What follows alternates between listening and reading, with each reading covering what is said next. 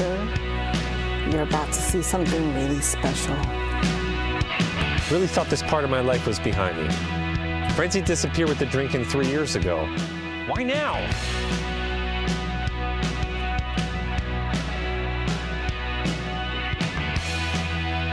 This makes no sense, and I'm right on the verge of freaking out. Back from your life. These people can be animals. What you burn. Thingy's out. Some bitter things you should never. Good cheese. Learn. Wallow through the days. Remember, cosplay's not consent. So here's to me. Congratulations, me. Yay, me. This would all be so much easier if I was hammered. Hammered. Won't be there Right. You can take away the anger, but you leave behind the pain. It's your soul I will. New ventures are always scary. Till I'm melting Blah, blah, blah. Something positive and uplifting. tomorrow, but the hurt will still remain. In your soul I'll live forever, till I'm melting in. Don't miss our new film, The Love Song of William H. Shaw, coming soon to a streaming service near you. Hey everyone, this is Clif from Talking Pondo. Just wanted to give you a quick heads up about spoilers on the show. We do talk about the films in a certain amount of detail, so you may want to watch the film first and then come back if you're not a fan of spoilers. Also, every now and then there's a little bit of adult language, so we wanted to give you fair warning on that. We hope you enjoy the episode, and we really appreciate you listening. Welcome to Making Pondo and Talking Pondo. Talking Pondo is a podcast where we pick out 2 movies each week and talk about them in detail. Making Pondo is a podcast where we talk to people we've made films with and we discuss all their experiences on set.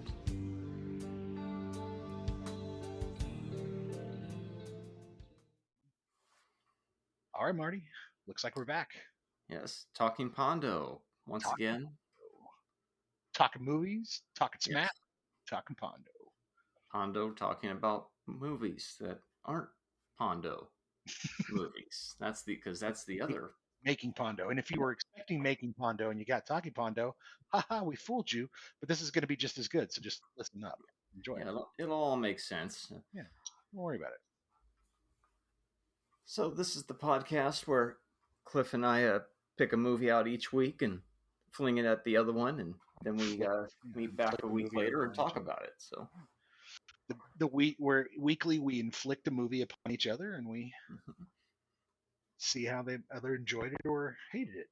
Now we're kind of in our enjoyment phase at this point. I think we're taking it easy on each other, but eventually it's probably going to get pretty nasty. I'm imagining. How could it not? I'm imagining there's going to be some pretty awful stuff coming up. I mean, we're barely on episode 5, so it's going to take a while until I feel like throwing anything that's more than a softball to start with, because I feel it's good to just kind of chat about movies that we're probably going to be like, 3 stars on average for a bit until... You know, but of course we did have Judgment Night, so you never know. And we had this week's choice, so you never know. I feel like this week's choice was the first one where it was very far apart as far as the type of movie. Mm-hmm. The subject of the movie and so on.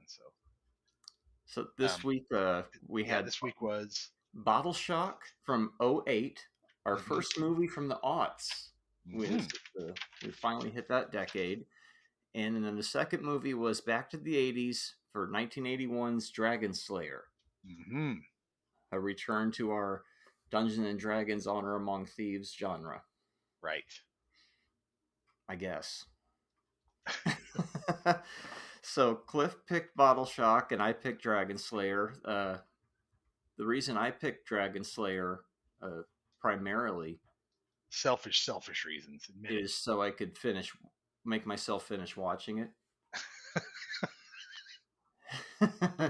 What a terrible reason to pick a movie. Probably won't be a reason to pick things going forward, but it was for that. But also, before getting too far into that one, because I do want to talk about Bottle Shock first. Okay, sure. There's a lot of nostalgia to Dragonslayer, Mm-hmm. having been so young when that came out, and I had the Marvel Yeah, I Comic completely agree. 2 issue Oh, did you? adaptation. Oh, I Yeah, didn't know they made one. Cool. and I bought that at like the 7-Eleven or Circle K, whatever, off the rack, and read that way before seeing the movie, because this was that time period where nobody was taking me to the movies for a few years, from Mhm. around 81 to 84 ish. Oh, brutal. That's some good there was, stuff. You missed yeah. a lot of good stuff in there. Yeah. So a lot of that stuff I had to just kind of imagine what it was and piece it together through things. So that one was, you absorb the story through the graphic novel, as it were, at the time. I think I might have even had like a little digest version of it as Yeah, in well, the that I 80s, it was still probably a got comic. from that monthly Scholastic. You the book Oh, club, and right, the right. package Yeah, would come yeah. once a month, and it was a reprint like that. And so I was very much into it, and then I saw the movie. So, anyways, for Bottle Shock, But we're going to talk about Bottle Shock first. yeah. Uh, so it's interesting. I watched Bottle Shock for the first time about 5 years ago. Mm-hmm.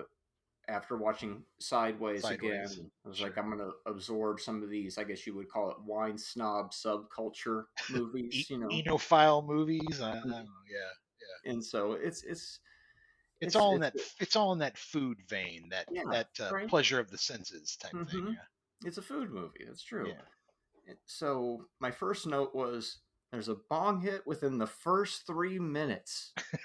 So it instantly earns its drive-in movie status. Okay. Right there. And So movies. let's go talk ahead. about what the movie is about first. Maybe Okay. we've kind of skipped that in the past. I think we should maybe should do that for the listener. Sorry. Yeah. So Bottle Shock is it's also culture shock, right? Because you have the French wine expert, right? He's not even really French, though, right? He's British. He's the a British guy who from lives in French wine. France.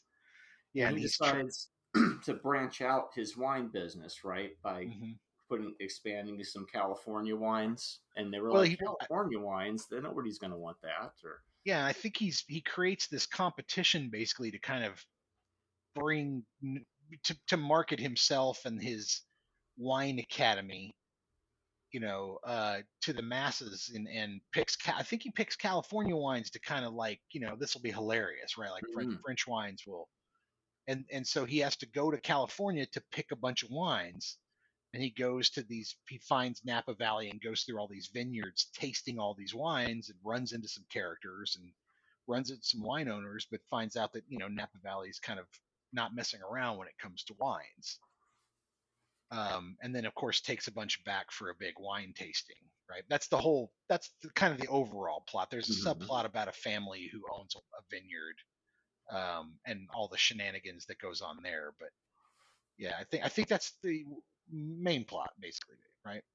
pretty much, yeah. It's simplified. Mm-hmm. That's one of the things I enjoyed about it, even going back in it a second time, is I like that it's simple. There's not a whole lot going on. It's mostly just, once you know the story the first time and watching it again, you can appreciate just the flowing vistas and the long shots a little bit more before you just get into the shots where everybody's just talking to each other, and then back to flowing, and it's just like, oh, I'm living in the valley. I'm experiencing the senses of what it's like. It's like how like the Cheech and Chong movies, the stoner movies, they would always try to give you that, like, this is that stoner experience, and this is like, well, here's that kind of wine country experience. It's light on story, but it should be, because it's more, you can put it on as like comfort food on repeat viewings, which is something I discovered this time. Yeah, but I like that it's basically just the contest, and then we're making our wine, and you better get a job, you slacker kid, and oh, I'll help out, and we'll start getting, doing better. And then you have the little snafu where they have the brown wine, so the movie can be an extra 20 minutes longer, because you don't want to cut right to the end. Well, it had to have There's that. something to do. Yeah, the brown wine. So for those of you who don't know, at the very end of the movie, once everybody's decided what wines are going to Paris, they realize that the family that the movie's about, the wine that they've been making it's a Chardonnay, which is supposed to be kind of clear or yellow, is brown, and there's a big meltdown about it, and come to find out that the technique that they use to make the wine is so perfect that it kind of did this momentarily, right? So the Mm-hmm. wine is, but you're like, you get this whole, oh no, the wine's brown. Oh, they'd never be able to take it to Paris now. It'll be Yeah. terrible. And, it's this whole new, just that last moment of like, oh, what's going to happen? Mhm. It's very Save the Cat. If you've ever read those screenplay books, it's very, which one of my notes was this is kind of, it has like, there are parts of this movie where I'm just like, somebody came in here and said, well, you got to have a this. Well, you got to have a that. Like um, the whole Gustavo and the girl love angle, and like this whole thing where they take 10 minutes of the movie to just stop and have to drink wine and eat sardines and have Mhm. sex in the middle of nowhere. It's just like, what the hell? Where did this go all of this? Like, I get the whole, the whole uh passion of the senses and blah blah blah blah, but I don't know. And the whole, and it also went nowhere. It was like, when Chris Pine finally confronted the dude, and was like, "Did you sleep with her?" He's like, "Yeah, I slept with her." And he's like, "Oh, all right. Well, your wine's really tasty. Darn it." Mhm. Like there was no.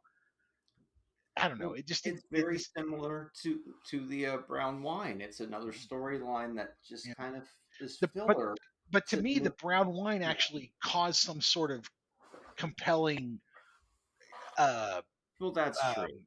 angst to the story, where this was like, I would have, as if I'd watched this as somebody in the final cut looking for something to take out, it'd have been like right there, bam, just chop that whole thing out.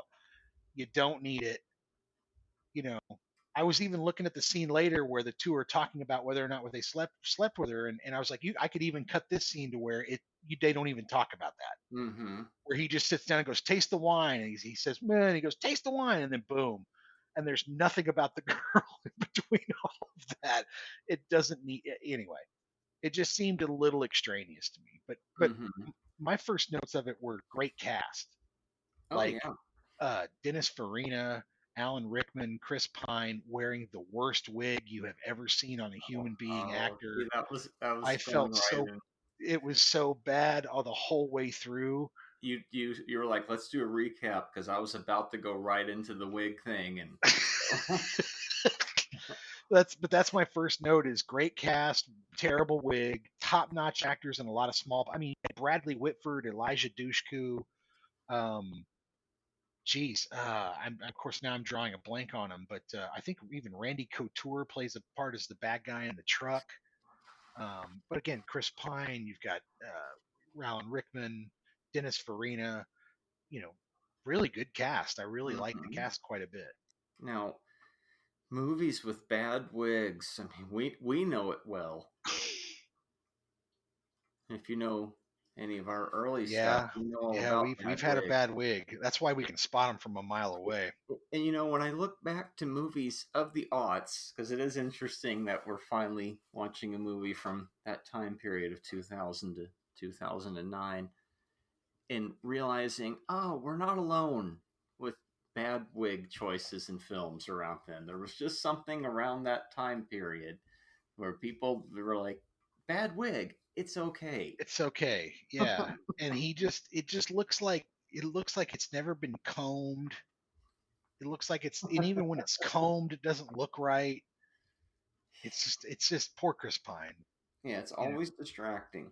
Yeah. It was almost enough to influence my choice for next week, but not quite. Okay. It's not enough to make us do Fast Times at Ridgemont High just yet, because he's just got a little bit of that pseudo Oh, dude, his is Spicoli way going. better than Chris Pine's. Yeah, Mm-hmm. Spicoli's is way better than Chris Pine's. Um, so starting early in the movie, basically you've got Rickman in a scene with Dennis Farina where they're talking about wine, and he's like, I got to figure out how to sell some wine. And then we cut over to the Chateau Montelena, and the dude's in the bank talking about his third loan. And the first thing I could think of was like, dude, it's this is definitely the 70s, because who has a third loan on their vineyard? Like, what in the hell are you talking? Like, it must be nice, because this is, by the way, this is before credit ratings were even invented. Credit ratings were invented in the 80s, so this is before the dude had a credit rating, and he's just coming in like, well, I need more oak barrels to make my wine. Oh yeah. Like, what the hell? Okay. And then we get to I like early in the movie they established that Steve Spurrier, Rickman's character, is trying to get established in France with his vineyard, his wine stuff, but like he goes to that wine tasting and they don't even know who he is, and he has to produce a receipt. And even then, they sit him at the shitty table in the restaurant where the door keeps opening and slamming into him. And I've had that table in the restaurant. That table sucks. That's an awful table, especially when you've paid a lot of money to be there. So I kind of liked that. I liked that, where they kind of established him as like he's not really he's coming off as a snob, but compared to the French, not even close. You know what I mean? Oh, you were mentioning the cast. Mhm.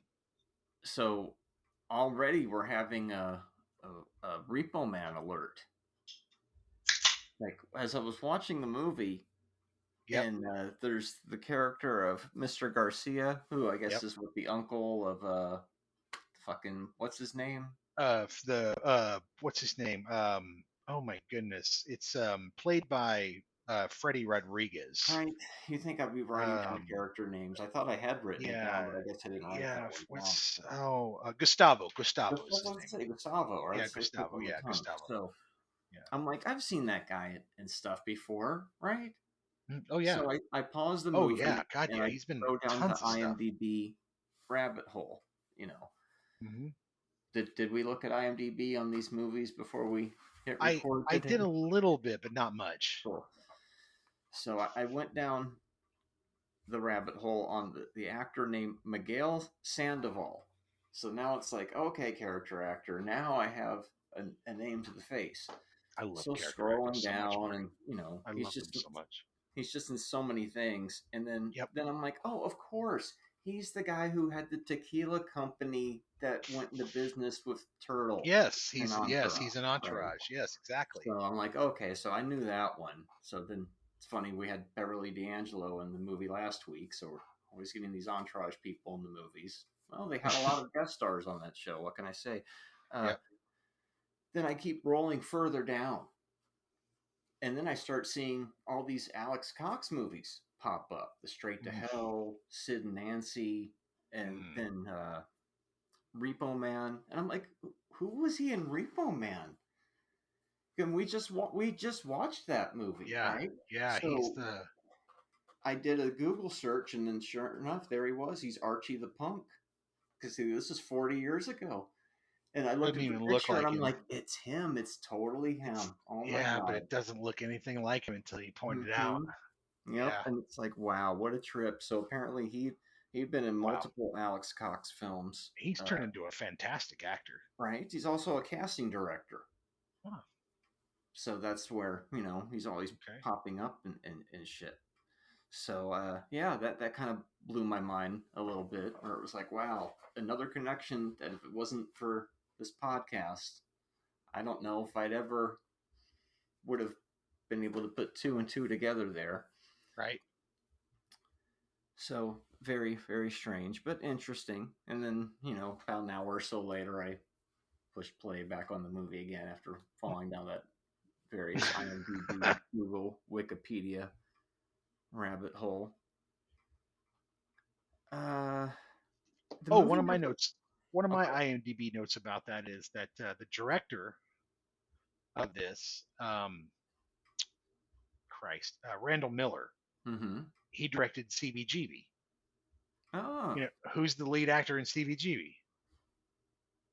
Alan Rickman. yeah. Who Mm-hmm. who else is in CBGB? Freddie Rodriguez. Ah, He plays the heroin addict that's always hanging out. Yeah, I was just like, oh, okay, that makes sense. Interesting. wow. Kevin Bacon game's already out of control, and we're only 5 weeks in. So at some point, we might have to make a graph, and I'm sure it'll be similar to that classic "It's Always Sunny" meme where Charlie's smoking the cigarette. He's trying to show you on the board where how everything connects. Mm-hmm. Mm-hmm. uh, Bottle Shock, I thought had a very brisk pace. You I, know, I did too. it might be an hour and 45 minutes or Mm-hmm. something like that, but it goes by pretty quick, even for some of its meandering. I felt it could have been an hour 40, hour 38 easily. I Oh felt that they yeah. could have trimmed some fat off of that movie. There was some scene, like I said, that we're just talking about as we're going kind of chronologically through the movie. We're at the there we come to the part where like the kids go into town for the first time, where the girl shows up and they decide to go into town and they run into the dude who's like, "Hey, Mexican guy, tell me how to back up," and they get into Chris Pine gets into the fight with him and all that Oh yeah, stuff. yeah. And for me, that kind of goes off the rails, like because it becomes this whole. There was a lot of weird political trying to make political comments about things in that movie that I was just like, it doesn't need to be there. It's about this. It's about this 76 tasting and the giant turn that happened for California wines afterwards. That's the story you're telling. Like, why are you trying to inject this like weird subplot that doesn't matter and doesn't pay off at It all? doesn't go anywhere It anyway. doesn't go anywhere. Well, Like if you're gonna put it in there, let it pay off. But it doesn't. It's like the subplot with Gustavo and the girl. It doesn't go anywhere. It doesn't do anything. It's just there so are these because it's pretty, I guess, or are, because are it's they are important. these I don't know. are these elements victims of the movie being a biopic in a way, because it's sort of fictionalized true story and they're trying to cram in as many elements as possible, I don't perhaps? know. I don't know about that. That maybe Maybe they're trying it's to just serve a bunch of different, you know. my note here says this is where the film goes off the rails a bit. It begins to inject politics and a message into what could be a charming story about California wine and its discovery, right? And I feel and I kind of stand by that, where it's like, why are you? Because to me, the film's kind of charming. Watching Rickman, it's kind of a fish out of water story. Like when he Mhm. shows up in California and like watching him eat guacamole and taste different wines and shit, and try Kentucky Fried Chicken and all this different stuff. Kind of fun, um, So anyway, but so they go past the tow truck thing, and then they do the one of my favorite scenes is they do the whole fake wine tasting bit with Dushku with Elijah Dushku, which is I think she's a fun surprise in the movie, and I think that's a fun scene. Um, but again, that subplot doesn't really go anywhere. I'm not sure what this Gustavo subplot was supposed to do, and to me, it's kind of the failing of the movie, right? Like Mhm. it's the one thing about the movie where I'm like, if you really wanted to pick at it, that's what you'd pick at. It seems like a classic. There's at least two movies going on in, Yeah, like, I can imagine, who knows, you imagine one producer trying to make one movie and one producer trying to make another movie, and this you end up with this mush. And yeah, it came out good still, but you almost get the feeling like it was either that or it needed more rewrites to pick a better path. But who knows, right? It could be anything from they had to go into production quicker, or hmm yeah, but something's going on where it feels like there's two different things at odds with yeah, each other. It's like, is it a movie about this, or is it a movie about this? Or sometimes it's a movie about this, but hmm ultimately it's a movie about the wine yeah, business. So the yeah. And so subplots aren't as supportive as they could be. yeah, so in the main plot, so now we have Maybe they thought they were trying to do like these, oh, we're drifting off, it's kind of 90s filmmaking. It doesn't have to make sense, maybe it's, I don't maybe I don't know. I don't know. know. It doesn't have to support the main story. It's pretty to look at, like you said. Well, and a lot, and that's honestly what I thought in my head a couple of minutes ago, where I said, why are you putting this romance scene in? Because it's pretty, because it's two pretty people doing pretty things, I guess, in a Mhm. pretty log cabin, in a pretty field, in a pretty background. It was gorgeous, cinematography. A lot of the movie is very pretty, like you've talked about those sweeping shots over the Napa valleys. A lot of it's really gorgeous, Mhm. gorgeous photography. A lot of it, sky cam, helicopter cam. I think this is before drones, Yeah. 2008 or 9, before drones were really being used in that manner. But I And could be wrong about that too. it's nice to see an indie movie like this that was shot on film, right? Because this Yeah, was back in yeah. '08, so it has that Hmm. different look. I watched somebody write in, this was digital production. I'd be like, well, if it was, then I guess I can't tell. But Yeah, exactly. Wow, and that's impressive. Um, but yeah, so from that point on, basically, what? So he shows up in America, rents a freaking gremlin that breaks down on him, which is hilarious. Um, and then uh, he goes on that wine tasting tour with the owner's kid.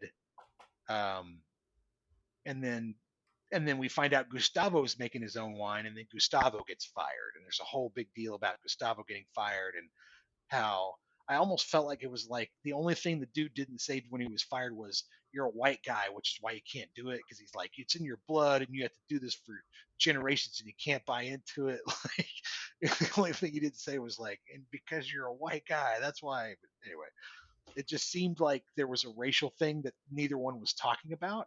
well, I felt like like the character was being over the top about it on purpose, and his Yeah. character, like it's part of his personality to always bring all this up, and Oh uh, yeah, because he's always talking about like, oh, that makes sense, because he's always talking about revolution and all that other stuff mhm. when he's always bringing that stuff up. Okay, that I didn't connect that for some reason. So the rant's more akin to his personality, perhaps. Yeah, yeah, But I know what you mean. There's a lot of elements being flung around in this movie. yeah. Where Well, you're like, maybe everybody's drunk. is it, well? Is it like, is it because it's racial? Is it because it's economic? Is it class? Is it elitist? Because like they do a real good job of trying to paint all these guys back then as a bunch of hicks just Mm-hmm. growing grapes. But that land is worth a lot of money out there, and it takes a lot of money to do what they're doing. Mm-hmm. So it's not like it's done by a bunch of poor people. Like I get that you're still scraping by, but it's like I I'm having trouble with the whole anyway. So which brings us to the next scene where Bo, the son of the owner, goes off to his mom's to get a bunch of money to make them all uncomfortable so he can get a check and get his dad the new oak barrels that he needs, right? Mm-hmm. Um, which is and then right after we get that weird romance scene that we've been talking about, which is out of nowhere. Do we And get the I boxing match before that though? oh yeah, the boxing Yeah. stuff. Yeah, we get the boxing match. Yeah, which was a interesting choice cinematically, I guess, to kind of represent the struggle between the father and the son, I Mm-hmm. guess. When they get irritated at each other, they just get in the boxing ring. Yeah. We want to fight? It's like, One of the things that when I think of the movie, that's one of the scenes that I think of. It's just more unusual. But yeah, then yeah, it kind early of flows into the romance thing. Yeah. yeah, early on Chris Pine gets knocked out when she pulls up in the Volkswagen. Who's that? And his dad just decks him. Yeah. Um but yeah, that romance scene is out of nowhere, and like when I watch that movie, I just fast forward past it, because I'm just like it's just not it's not, and it's not because I'm uncomfortable with it. It's just like it's not needed. It Because doesn't it have doesn't any, payoff. Yeah. it doesn't feel organic to the movie. Mm-hmm. Gustavo's fired and he drives off, and she's like, where are you going? And jumps in the car with him. The next thing you know, they're staring at each other lustily and drinking his wine, and she's offering him sardines, and they're having sex, and it's just like, Mm-hmm. what the fuck is going on? Yeah, I like the simplicity of the movie, but perhaps even more simplified. But that's my, Yeah, yeah. magical if I was there, and who knows, Mhm. and what am I even saying? Because I don't know what happened during the production of this film. If I was editing it, I would have been like, "Are you sure you really want like this?" I mean, it's pretty, for sure. It's very, very pretty, but it's not. It doesn't do anything for the story at all. We're just we're just, in a movie that we could easily lose 5 minutes in. Here it is, Yeah. because it's a long scene too. Like they talk to each other and stare at each other, and like it takes a while. It's 2 or 3 minutes easily. So anyway, Well, I'd say that it has a very appropriate title. yeah, I would agree. Uh, I would agree. and the bottle shock is uh, bottle shock is not the brown wine thing. You might think that if you're not paying close attention to the movie. Bottle shock is what they mentioned early on, where it's an effect that it could, taking the wine on an airplane could basically shake the bottle more and then might make it better. Right? Is Well, that what they were no, saying? well, the traveling, basically what they're saying is that like when you travel with wine and you agitate it, Yeah. it affects the flavor, and it takes weeks or months for the wine to basically calm down and Calm go back back down, to what it should be, right? And so one of the big things in this contest is like you got to pick the wines early because they have to travel to France and they have to need enough time to recover from the bottle shock, right? But yeah, bottle shock in general is kind of an interesting kind of term for the entire movie. I agree. And, oh, go ahead. No, go ahead. I was going to say this movie being so old, and yet one of the more recent films that we've done. If this movie is so old, it has America Online in the end credits. It's true. What an interesting era. I think foodie movies are a blast. Like people can easily connect with other people enjoying. Like there's that scene where Rickman grabs the chicken out of the bucket and he kind of looks at it like what the hell, and it reminded me of the Green Book, where um what's his name's character is screaming at the dude in the back going, what do you mean you don't like chicken? Here, eat it, and he eats it and he's like, oh, it's that moment of like, chicken's good, eat it, it's delicious. You watch somebody kind of discover that, or you watch people really dig into the senses of something or really enjoy something. It's something people can easily connect to, I think. And my favorite line in the movie, by the way, I wrote it down, is um, Bill Pullman says, why don't I like you? And Alan Rickman says, it's because you think I'm an asshole, and I'm not really. I'm just British, and well, you're not. And, and Chris Pine's behind him, just he starts dying laughing the minute he says the line. It's a great line, really good line. You got anything else to add about bottle shock? Let's see here. One great journalist is worth a dozen hacks, Bo, is another quote that I wrote down. Yeah, the subplot about the wine color, we talked about that. It was out of left field, but it helped build tension. Interesting. Yeah. And then this, but you also get this sudden reason. Oh, let's go visit my professor, Bradley Whitford, out of nowhere. And he's like, here's why. We just wanted to have a scene where we talked about this phenomenon in a movie. So here's another thing that I thought was a Pondo scene. I found a Pondo scene in this movie, and it's the booby flash scene when she's trying to get the car pulled over because they need a ride, and she lifts her shirt, and it's not the flash itself. That's not the Pondo scene.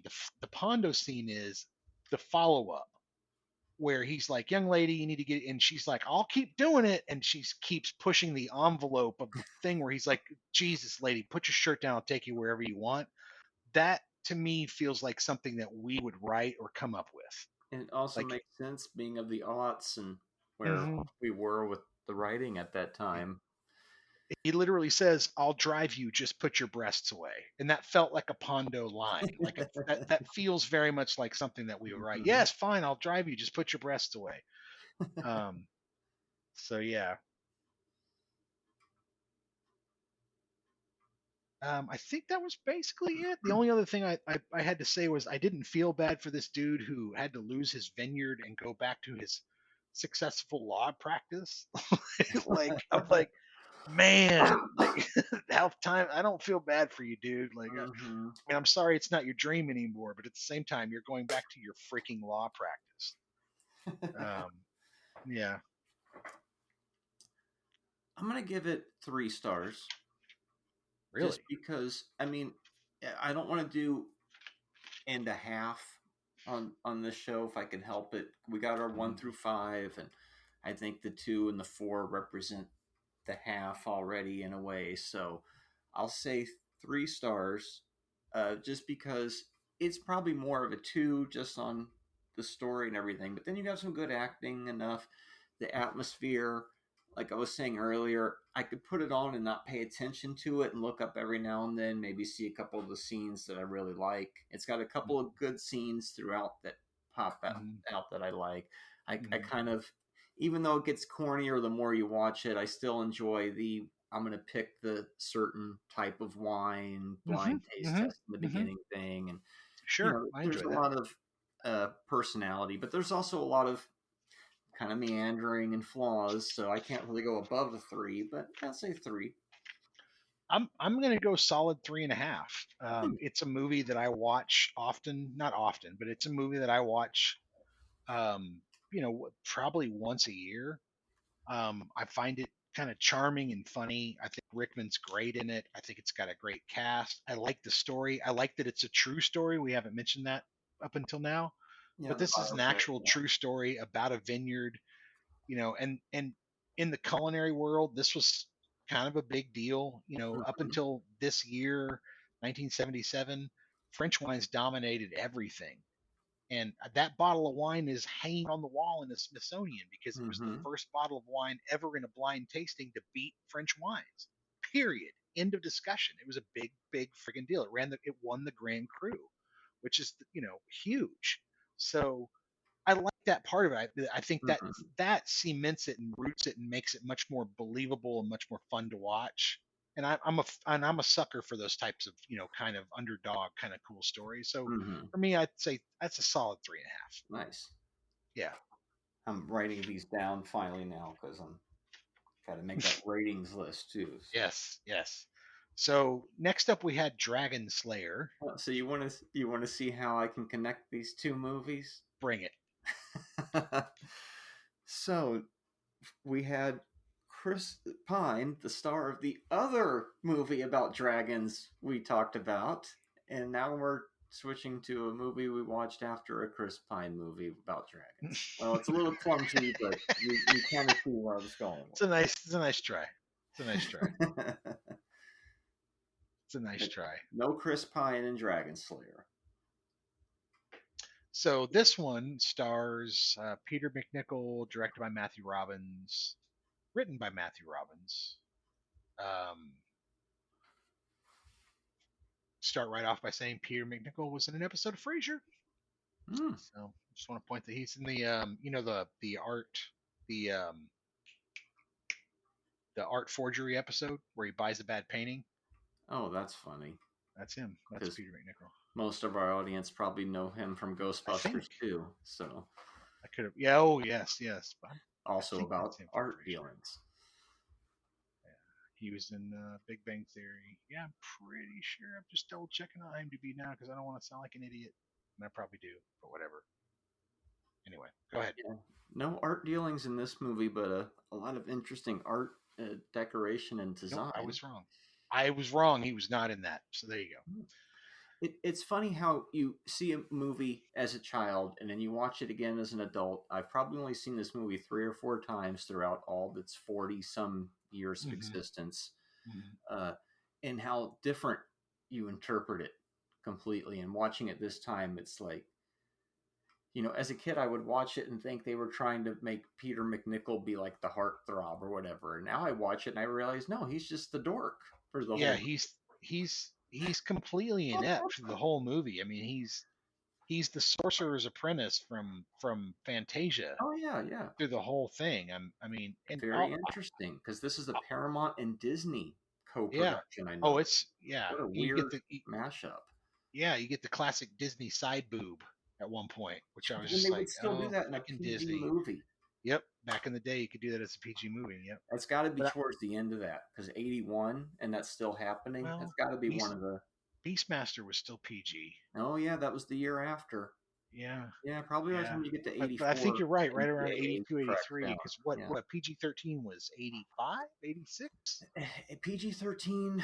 I mean, I know the movies that caused it were 1984 releases, Yeah. like Temple of Doom, Red Gremlins, Dawn. right? Red Dawn was Red the one that Dawn, caused it, first right? one. Yeah. So So that that was makes sense. Right up to that point, they were pushing that envelope of PG and saying these are still for kids, but yeah, not for boobies. yeah. And then all the standards. But you can watch all the dead Russians you want. Just murder them all, no problem. That is interesting, but you bring up a good point. I think that is directly related to PG-13 happening, that the PG then becomes more softened. Yeah, and much harder more stuff softened. goes to the Yeah. R. And for those people who are listening, look, watch a PG movie from 79, 78. Even as a kid's type of movie, more geared towards the younger generation, there will be a slight nudity, side or even full, not, or even just kind of partial frontal nudity. It was not, I don't know, it was very much more normal back then, I It was that guess. time period. Yeah. Yeah. And then they split it off into this PG-13. And then, I mean, Marty's got a whole story about NC-17, but we'll move on. Oh yeah. I mean, we got many movies Yeah. to cover that go through those topics. Yeah. So right from the beginning, right when the credits opened up and it said Dragonslayer, the first thing I thought was this damn movie. It had its font stolen for the Dragonslayer video game. The font is almost exactly the same, dude. It looks almost exactly the same. Mm-hmm. Now, this movie came out a little bit after Excalibur. It's the same year. Mm-hmm. Because this is part of Cliff's And 80s movies, classics of the 80s. And so I put that in chronological order. I noticed that Excalibur did come out about maybe 2 months before this. But what was the fascination with D&D type movies? What was the first one? I don't know, but I feel like, especially in the late 70s and early 80s, there was this, fantasy was a genre that you could really explore without having an established intellectual property, right? Like Mhm. if you look at fantasy now, it has to be in a Wheel of Time, Lord of the Rings, Game of Thrones. Everything's an established intellectual property. Yeah. One of my favorite things about this movie that's in my notes is it feels like an independent movie. Yeah. I mean, by the way, Bottle Shock was about $5 million to make, according to their budget. $5 million. That's nothing. That's, dude, in cash, that was probably 2.5, 3 million tops in cash. Mm-hmm. And for that film, they really pulled it off. No wonder that wig looked like shit. Dragonslayer, I'm not sure what the $81. It was 18 million in 81, so that's probably 30 or 40. That's probably a pretty big movie nowadays. Yeah. So you can't really call it an indie, but it feels like an indie. Mm-hmm. Like it has that story. I haven't seen that story done ever. It's very unique. This apprentice to a magician who's sets out on a mission with the magician, and the magician literally dies at the beginning of the friggin' mission. Mm-hmm. And he takes over and bumbles his way through, all this stuff until he realizes what the actual mission was, which was to bring his his magician's ashes to a certain place so that the magician could reappear and then kill the dragon. Right? Mm-hmm. It's like, oh, okay, it's a story within a story. There's a lot going on. It feels very D&D. Very. Is the closest thing to a D&D movie we had. Yeah, it feels very much like a module, man. Like the princess. It was nice to see a princess not be a brat, Mm-hmm. but give herself up. In that way of just like, well, everybody's had their turn. I put my name in for everybody, type of thing. That was cool. Yeah, she was very non-player character in that respect. Where I'm the DM, and this character is going to have this character switch at this point to move the story forward. But I know what you mean. Yeah. So if you haven't seen Dragonslayer, basically a young apprentice is an apprentice to a magician. They live in a kind of a keep, and a party of people from a village from far away show up and ask for the magician to meet the magician because they have a dragon that's basically tormenting their land, and the king who rules them has come up with a deal with the dragon where he offers them up a virgin once every 6 months from the town, and the dragon Oh eats boy. them, and then the rest of the town is safe. And Is they that want what it. happened? Yeah. I mean, I know by the time I finished the movie, I know that that's what happened. But in that first 15 minutes, I'm like, what is going on? It's so Mm-hmm. clumsy in its delivery. And Yeah. as a kid, I thought I wasn't getting it. And as an adult, I realized it's just clumsy in its delivery. I think so, Eventually but it makes sense, and it has to happen that way because it's like a D&D game.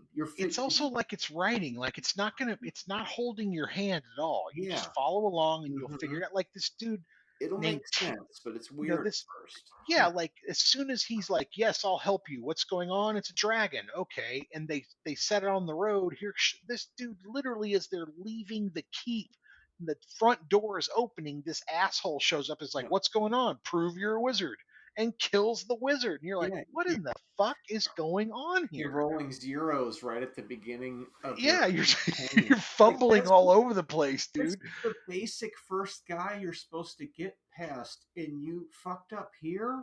Oh no. But Yeah, that the that DM makes just the turns whole him into a story. recurring nemesis throughout the fucking entire fucking module, man. It was wild. It was so, but of course it was all, it's all, when you learn later, it's all part of the plan. But Exactly. so this kid ends up inheriting this amulet that allows him to do magic like his master, but he doesn't really have a lot of control over it. He's not real subtle about it. And so he decides to go and defeat this dragon in his master's stead. And uh, yeah, it's so the film has a character named Ulrich and a character named Tyrion. Ulrich is the fucking Ulrich von Liechtenstein is the name of the character from A Knight's Tale, which is Heath Ledger's character, which I found hilarious. And then of course Tyrion is in Game of Thrones. He's a famous character from Game of Thrones. So I found it funny that here's a movie from '81 and these characters are still these names are still reappearing. Um, I also noticed that early on, that scene early on where he wants to test the mage and he tells the apprentice to run up and grab the dagger and he throws the dagger out the window. Yes. So you see the apprentice throw the dagger out the window, and then they cut to this scene, this shot of the bad guy close up just next to a railing, and the dagger sticks in it. Mm-hmm. And what I notice is the mage comes to pull the dagger out, and like that wood is completely fresh. Yeah. And so one of two things: either they nailed it on the first take, or some guy was like, "God damn it!" and pounding in it or covering it with wood filler and repainting it so they could, shoot that shit again. Yeah, it was hilarious. Yeah, and of course, like as a kid, I'm watching this and I watch the wizard die, and I'm just like, what is going on? Mm-hmm. Like I thought this was going to be like a, what Yeah. is going on here? Yeah. And the amulet has intelligence, if you notice. Mm-hmm. Like it knows who it wants to wield it, like a magic sword from D&D. Mm-hmm. Doctor Mhm. Strange's cloak or Mm-hmm. Yes. Linus's blanket. By the way, this is one of the things I was like, you know what? If this movie had been made now, there's no practice phase with the amulet, right? And Yeah. if this movie had been made today, there would be a full-on montage with him working on that amulet, trying to figure it out, make it work. Yeah, you just see some rocks levitating a little bit. Yeah, and that's it. Yeah, but yeah, come on, training montage, easy, Mm-hmm. easy. And this movie's what, an hour and 48, so it's Yeah, about the same length as Yeah. Bottle Shock. Yeah, but for this one, like one of my notes here says, where is it?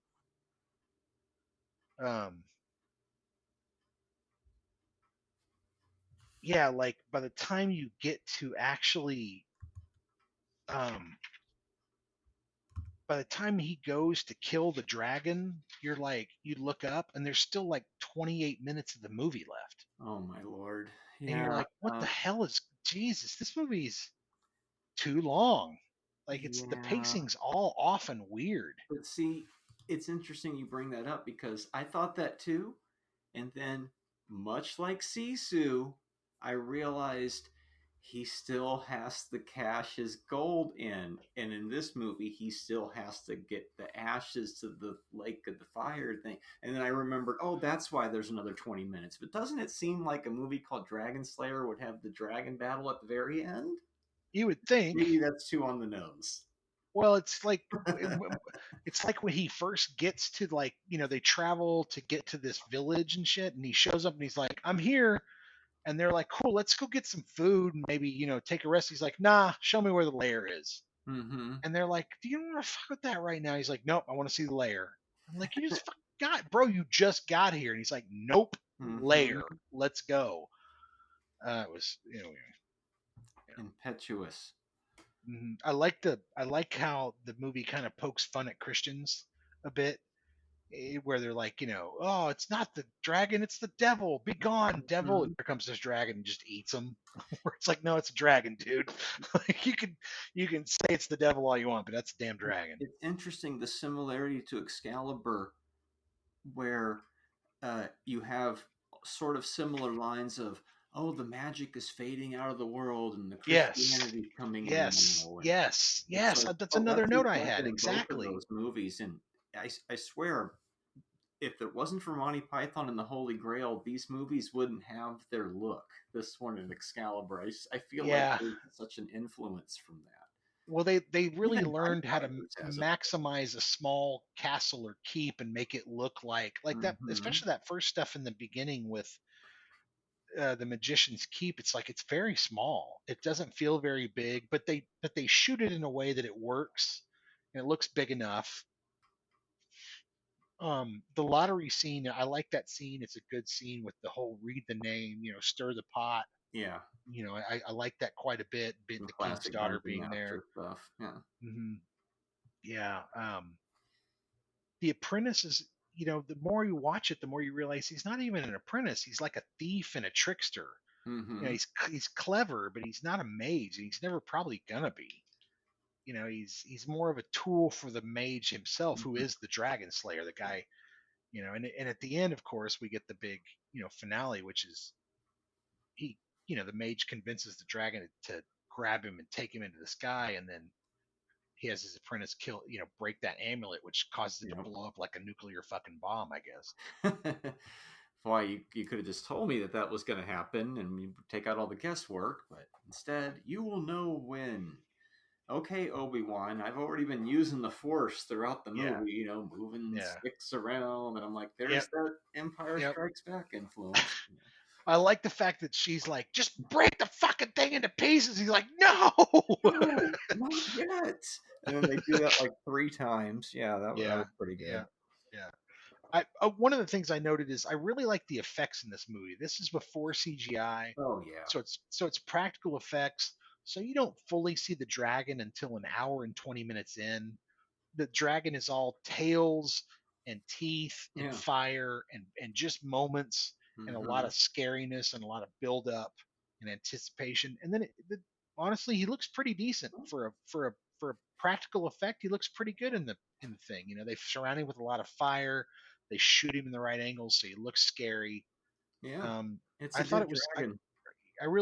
Moreover, I like how they did the sparks when they're hammering out the spear, and how they did the sparks during the fighting. It's all those old school practical effects that I really miss, man. Like, they look great. Army of Darkness, even. It's a good dragon for 81. It's a good dragon for now. Mm-hmm. And it's like those classic monster movies. You don't see the whole monster till, but I think I checked. It's about an hour in when you see the dragon. Like, I'm like, it's like an hour 5, I think, or something. I said hour 20. I might be exaggerating, but it's far into the movie before you actually fully see it. a couple of other things, like she goes and makes him that shield, and then they like that scene where she meets and gives him the shield, and she's suddenly like, "Oh, I really like you," and it's like, where in the fuck is this coming from? Her character is, see, this is a similarity to Bottle Shock.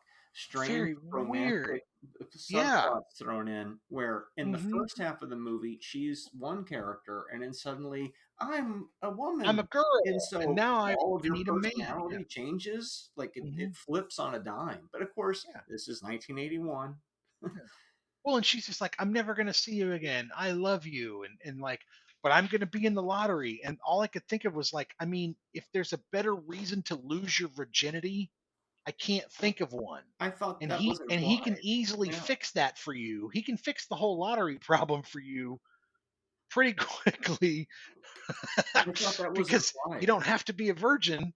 You like this guy. This is all starting to add up, Yeah, anyways. that was the subtext I picked up on it. Maybe it was just my interpretation that I thought that it Yeah. implied that they did have sex, and then he went off to fight the dragon. Right, me too. But it was just that whole like, if there's a better reason, I can't think of one. Right? Like Yeah. there you go. I liked the way that Tyrion died. I thought the fight was okay, but I liked the whole spear through the post to kill him. That's a Vorpal weapon right there, +5. Mhm. That was pretty awesome. Um, into the lair, going into the dragon's lair was so D&D. Like that was just so D&D. It was gross to see the babies eating the dead princess. I thought that was pretty nasty. Yeah, another one of those. It's PG, but Yeah, it gives PG, some but grossness. nah, yeah. Like Yeah. here's something that your kid will be crying about for the next 6 months in the middle of the night. Ah, baby Uh, dragon. it's like it's weird in the '80s. These kids movies, they just every now and then they would just miss rounding off some of these adult themes, and you get this weird stuff like nudity or some Mm-hmm. kind of creepy gore or something really really kind of disturbing. Um, It all but comes from yes, the my notes say after all of that, that's the final dragon reveal, so that's pretty late. Hmm. Now, are dragon movies kaiju? No, I mean, he's a big rubber monster, kaiju have to be or she. radioactive monsters from Japan, don't they? Oh, I thought. See, that's why I'm asking the question. So I I thought it don't was just a know. big rubber monster in your film. But I don't know. well, if you, What the listener, qualifies have as any a kaiju? opinions on that subject, you're probably already writing something in the comments. So The term kaiju translates to strange beast, preternatural creatures of divine power. I guess there would Eh, kind of be a case I to be guess, made. yeah. It's a little bit on the You could make a outskirts, case that but a dragon is a strange beast. and then you got the baby dragons, which are weird too. So Yeah. You know what, Marty? I'm going to go with yes. Dragon can be a kaiju. why not? Yeah. I don't know that they would fit within the kaiju realm of movies, but I would say as a monster, yes, Yeah. probably. Yeah. Now another question I had is, when a magic user dies, is it customary to burn up their scrolls with him?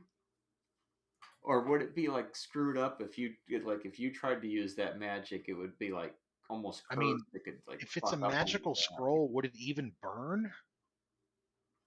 Because I saw they were, that's what my interpretation of the scene. I'm like, oh, they're burning all of his magical wares, and the gamer of me is like, yeah, you don't want to use those because Hmm. they might be just attached to him. And then I think, well, at the same time, you can find scrolls and potions, and they're okay to use. But what are the rules? Well, and I mean, the movies, there's that sort of brown wine movie moment in the film where he goes to kill the dragon, he jumps on top of the dragon, he rides the dragon, he stabs the dragon over and over again, but then they cut to him, recovering, and he's like, I didn't kill it. And of course, the dad is like, you two need to flee and go upon your own thing, and it's fine. And as he's leaving, he has that moment, like you think it's okay. Well, then Kind of like I guess, Honor Among Thieves. Yeah. yeah, I guess they didn't kill the dragon, and they're gonna go ahead and just leave. It's all over. And then, oh no, I have the moment with the ashes, and then boom. You said you'd share your money. Yeah. Hmm. I liked it. I really I enjoyed it. solid 3 for me. Ah, Very, very solid 3 for me. uh, before I Mainly because you're not going to see any others like it. that's true. Nobody's going to take a chance on something like that and do something like that ever Yeah. again. Solid 3, like Excalibur. Solid 3. Although Excalibur is a whole, we'll get to that later. Whole I'd different say topic. this is the closest. Oh yeah, at that one, at some point, Hmm. almost We'll get almost there, but every movie we I reference. was wrong to compare the two, but they fall within kind of the weirdly the same Oh, genre. and strangely enough, they came out within months of each other. And the Yeah, same year brought us Clash of the Titans and even yeah. Night Riders. It's like all these Fantasy weird, was so, yeah. something Knights was in and the air at the fantasy time. and all that stuff was big back then. But Yep. this movie felt like it was the closest thing to Lord of the Rings in movies we had in the 80s. We're putting our campaign together and we're going off to do the thing, you know. And the only other movie that reminded me of was well, I also wrote, you know, I thought I had that kind of a clumsy opening, but then it leads to a relatively brisk final 90 minutes. And that last 90 minutes of the movie reminded me of sort of a pre-crawl. I felt a lot. I was thinking a lot about Krull while I was watching the movie, honestly, and thinking Krull is also another movie where it was like, you're not going to see another movie like that. Yeah, They're not going to do another. That was one of those had that indie feel. Um, but again, that was a $27 million movie. right. And then Crawl is like 2 years later. And I feel like Mhm. they pick up where this one leaves off and goes further with it. I remember all my D&D buddies. We love some Krull. Right. The whole weird 80s subgenre of these D&D Conan the Barbarian type Beastmaster, it's Uh-huh. all mixed together. It's all tied together somehow. And we're starting to slowly dip in. We've only done 5 episodes, 2 movies about dragons already, guys. So you never know. You never know what we're going to do next around here. My other note for this movie was the weak premise makes no sense. And you might already know where I'm going with this, as I groaned a little earlier when it was brought up. But the way I see it, the dragon can kill whoever he wants whenever he wants. He doesn't need a sacrifice every couple months. He can kill everybody. So maybe I was thinking about that too hard. Is there an explanation why a dragon Yes. would be So intelligent enough to be? yes. So do you remember early on where? Do you Because I remember didn't early see it on where? established in the movie, so. You remember when Valerian shows the magician the dragon scale, Mm-hmm. and he says, "Do you see this type of scale, and do you see how it's like this? That's from an old dragon. So this dragon's constantly in pain. So so an animal that's constantly in pain will take an easy food source over having to go out and get one. Ah, And I think that's to me, I think that's the where they were logic. going with That's that. Because yeah, where when they're it gets like pissed off, it's like going it's crazy, it's burning old, right? everything. Well, and once it gets poked and all of its babies are dead, shit, yeah, it's gonna go fucking full on nuclear. Why wouldn't it? Well, it got mad just when he pulled the wall down on it, right? Well, yeah, I mean, trapped him inside, Mm-hmm. couldn't get out. So I So was like, yeah, sacrifice it, kill everybody whenever he damn well fuck it. What difference that's does true. that make? It's all futile, dude. Yeah, You got to but I kill the think thing. Yeah. well, and maybe they blew out the premise of that. Maybe they blew out the logic of that by doing it the way they did it, right? But it seems like to me they were setting up the logic of like, oh, it's an old dragon, so it's going to just Yeah. take whatever meal it could get its hands on whenever it can get its hands on it, right? Which I mean, kind of makes sense to And me, I and guess. much like the rest of the movie does, it doesn't hold your hand. It just goes. You have to No, keep yeah, up with it. you just follow along and kind of experience the movie, which I think that's one of the things I like about it is that it it's old school storytelling before a hero's journey type stuff came into play a Yeah. lot. And so, yeah, there's a Merlin figure and yeah, there's some things, but it's not the hero's journey that you expect at all. Yeah. it doesn't follow a lot of those He principles. even comes back as like a Gandalf the White, right? Where Yeah, I'm like, oh, see, there's that Lord of the Rings ish type. exactly. But So we it were so mixes, far away from Lord of the Rings movies at that point. yeah, and it mixes a lot of that stuff in, but it doesn't kind of follow that set Yeah, pattern. it's unique. It's got its own way of doing it, you know, and that's what I like. There's so many movies now that you can see that are just, you know, different skins on the same sort of pattern. Mm-hmm. That this one's like, okay, well, maybe it didn't work perfectly, but at least it was different. At least it wasn't the same thing I've seen, or Mm-hmm. you know, now it echoes things for sure, and it was in it, and like you pointed out, it comes out amongst that glut of fantasy sci-fi type stuff that comes out, which I'm sure Mm-hmm. we'll be doing a lot of Oh during the yeah. show. But I mean, for me, I don't know. I felt like I enjoyed it. It's still a 3 just from execution and all that. Mm-hmm. But Yeah, it's interesting. The nice new HD widescreen cut is nice. But much like the times I've seen it in the past, like when I first time I saw it, probably around 83, 84, revisiting it again in the 90s, probably on TBS or TNT, and then mhm. maybe a DVD when it came out in Yeah, DVD for 2000. sure. Now Yeah. watching it for probably the fourth time in my life, my critique of it remains the same. I think I 2 stars Hmm. because Interesting. it's Okay. very well done. All its technical stuff is great and it looks Hmm. interesting and like you said, all the positives about it, but just for me, I don't know. For me personally, I don't know if I'm popping this on again anytime soon, but it always has that nostalgia factor, you know. It does have a major dip. Like there's a dip. Like after you meet the wizard and he dies, it dips for a good, like there's a Hmm. big dip. Especially once he shows up and gets the amulet taken away, it's this massive dip, and it takes a while for the movie to crawl out of it. So I can see that. Yeah, I couldn't remember any of it. Only thing I remembered was like the image from the front of the comic where the woman's chained to Hmm. the Hmm. wood waiting for the dragon to show up. And it's like, yeah, I guess it just doesn't leave much of an impression. So maybe in another 10 years when I've completely forgotten the movie again, I'll watch it again. And then knowing that the movie's going to take this dip and not be Hmm. your typical, you know, we're not going to be just the magician. It's going to be about the apprentice. Maybe I would appreciate it more, but I don't know. I like Excalibur more, but we'll Hmm. talk about that next time when we do. No, I'm not making you do Excalibur No, next week. no, I'm not gonna make you do Excalibur. So 2 stars from me. 2 stars from you, huh? All right. Well, okay.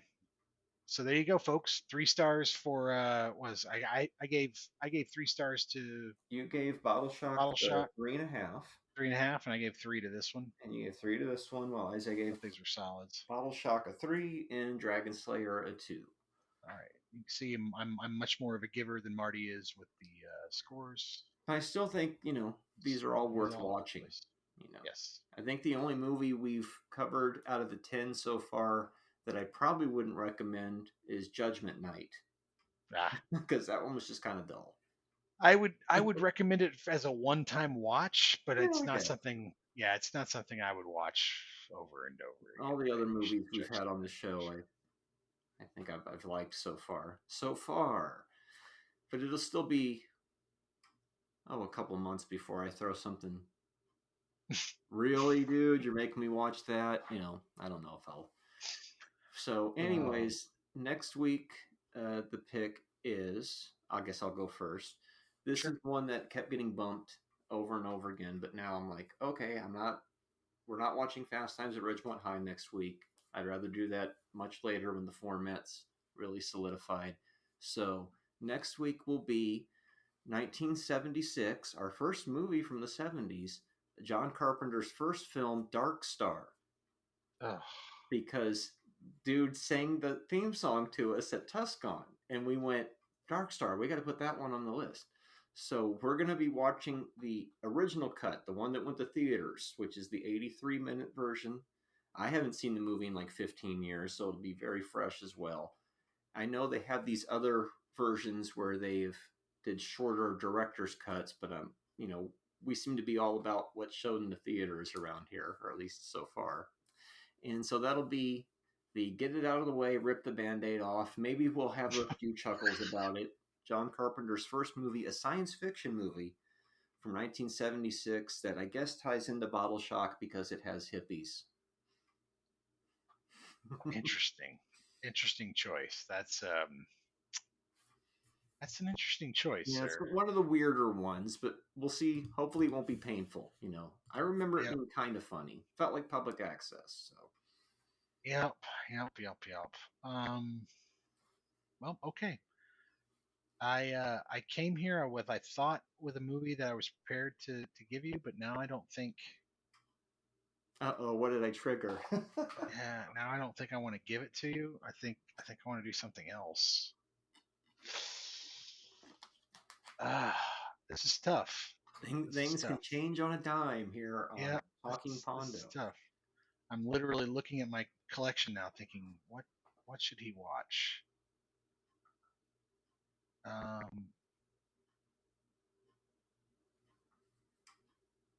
Yeah. Okay. Oh, this So- movie, Dark Stars from '74. Excuse me. Yeah. So 74. Okay. So I'm gonna pick something from the very late '80s. It's a movie I haven't seen in a while, and it's one that I think it's probably his most underrated film. So I'm gonna go with The Abyss by James Cameron. Oh. I'm gonna go just completely left field, out of nowhere, having nothing to do with what we're doing.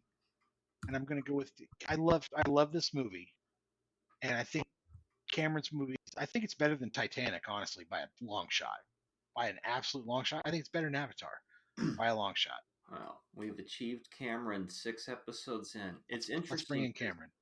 The HD version of that and the 4K are finally coming out, or have they come out? No, they haven't yet, and that's also why I want to highlight this movie, because this movie, more than any other, needs a beautiful 4K restoration with updated effects, because at the time the effects were great. The old DVD of it, yeah. And I'm not going to make you watch the director's cut. You can watch the regular version. So that one's shorter, I take it, right? Oh God, yeah, by like 25 minutes, yeah. Like, you don't have to watch the girl sing the whole country song. You don't have to watch them all sing the country song together. You know, all that stuff. So I'll save that. What do these two movies have in common? Theatrical cuts. There you go. And I know it's out of left field, but you know what? I'm feeling okay about it. Well, let me double check something here real quick before we wrap up for the week. Okay, checking on The Abyss first. 1989's The Abyss. No, not Leviathan, not Deep Star 6, not Lords of the Deep, but The Abyss. Will we get to those other water movies one day? You never know. You never know. But, okay, so I'm checking something real quick, like here.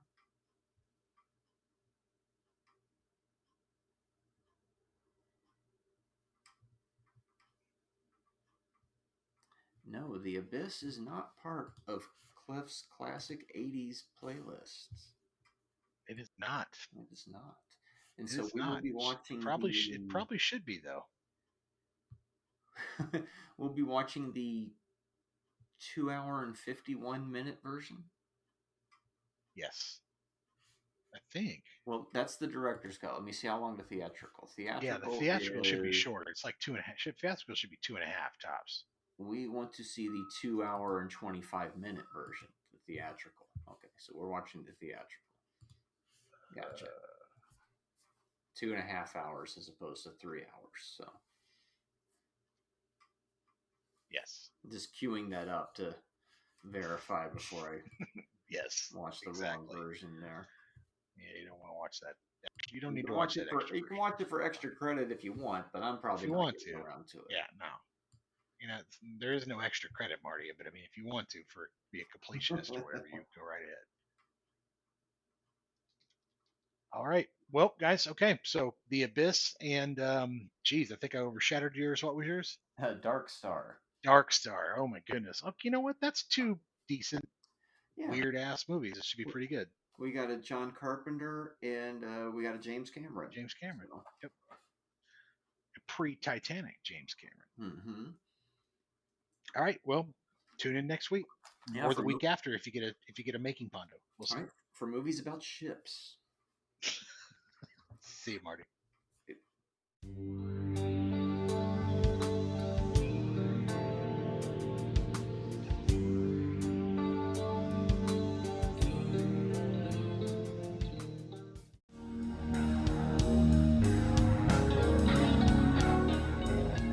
Support the show on Buzzsprout for only $3 a month. Give us a 5-star review on Spotify or the platform of your choice. And be sure to like and subscribe to our YouTube page.